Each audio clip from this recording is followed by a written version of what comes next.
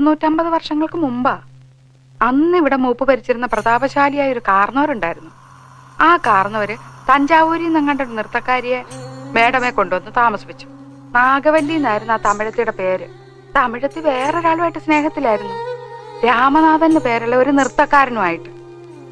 എന്തായാലും ഒരിക്കലും നാഗവല്ലിയെ തിരക്കി നമ്മുടെ തെക്കിനിയുടെ തൊട്ടപ്പുറത്തുള്ള വീടാ പടിപ്പുരയ്ക്കല്.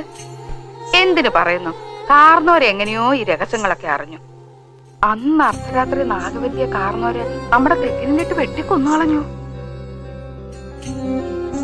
8ാം ദിവസം ദുർഗാഷ്ടമി രാത്രിയില് നാഗവല്ലിയുടെ പ്രേതാത്മാവ് ഒരു രക്തയക്ഷയായിട്ട് മാറി കാർന്നവരെ കുത്തി കൊലപ്പെടുത്താൻ വേണ്ടി അറയ്ക്കകത്ത് വരെ കയറി ചെന്നാ പറയുന്നത്.